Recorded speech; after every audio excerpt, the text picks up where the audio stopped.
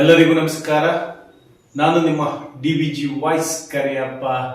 ಇದೀಗ ಬಂದ breaking news ಏನಪ್ಪಾ ಅಂತ ಹೇಳಿದ್ರೆ, ನೆಕ್ಸ್ಟ್ ಅಂದ್ರೆ ಇದೇ ತಿಂಗಳು 11ನೇ ತಾರೀಕು ರಾಜ್ಯಪಾಲರಿಂದ ಕರ್ನಾಟಕದ ಹೊಸ ಸಿಎಂ ಆಗಮನ. ಯಾರು ಆ ಸಿಎಂ ಅಂತ ಹೇಳಿದ್ರೆ, ನಾನು ಮತ್ತೆ ಮೇಲೆ ಬ್ರೇಕಿಂಗ್ ಸ್ಟೋರಿಗಳ ತರ ಅಡ್ವರ್ಟೈಸ್ಮೆಂಟ್ ಕೊಡ್ತಾ ಹೋಗೋದಿಲ್ಲ. ನೆಕ್ಸ್ಟ್ ಮುಂದಿನ ಸಿಎಂ DKಶಿ ಅವರು ಈಗಾಗಲೇ ಹೈಕಮಾಂಡ್ ನಿಂದ ಸಿದ್ದರಾಮಯ್ಯನವರಿಗೆ ಸ್ಪಷ್ಟವಾಗಿ ಕ್ಲಿಯರ್ ಆಗಿ ತಿಳಿಸಿದ್ದಾರೆ ಮುಂದಿನ ಸಿಎಂ DKಶಿ ಅವರು ಅಂತ. ಈಗೇನು ನಾಳೆ 7ನೇ ತಾರೀಕು ಬಡ್ಜೆಟ್ ಇದೆ. ಇದು ಕೊನೆ ಬಡ್ಜೆಟ್ ಸಿದ್ದರಾಮಯ್ಯನವರಿಗೆ. ನಾಳೆಯ ಬಡ್ಜೆಟ್ ನಲ್ಲಿ ಏನಿದೆ ಅದನ್ನ ಸ್ಪಷ್ಟವಾಗಿ ಮುಗಿಸಿಬಿಟ್ರೆ 10ನೇ ತಾರೀಕು ಬೆಳಗ್ಗೆ 11 ಗಂಟೆಗೆ ರಾಜ್ಯಪಾಲರ ಭವನಕ್ಕೆ ಹೋಗಿ ರಿಸೈನ್ ಮಾಡಬೇಕು ಅಂತ ಸ್ಪಷ್ಟವಾಗಿ ಹೈಕಮಾಂಡ್ ಆರ್ಡರ್ ಮಾಡಿದೆ. ಇದೇ ತಿಂಗಳು 11ನೇ ತಾರೀಕಿಂದ ಹೊಸ ಸಿಎಂ ಆಗಮನ.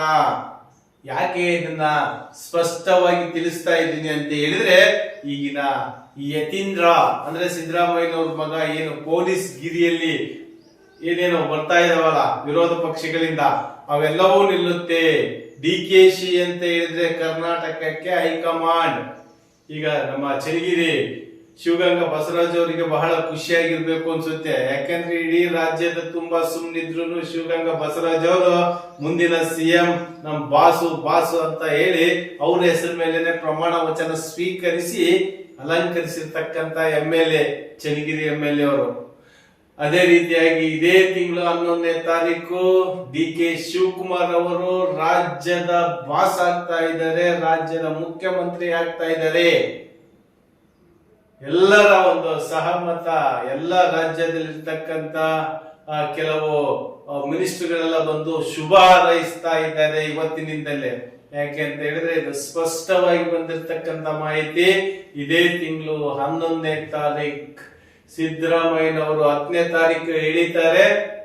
11ನೇ ತಾರೀಕು ಮುಖ್ಯಮಂತ್ರಿ ಸ್ಥಾನಕ್ಕೆ DKಶಿ ಅವರು ಕೂರ್ತಾರೆ ಅಂತ ಸ್ಪಷ್ಟವಾಗಿ ಹೈಕಮಾಂಡ್ ತಿಳಿಸಿದೆ. ಇದಿಷ್ಟು ಇವತ್ತಿನ ಬ್ರೇಕಿಂಗ್ ಸ್ಟೋರಿ.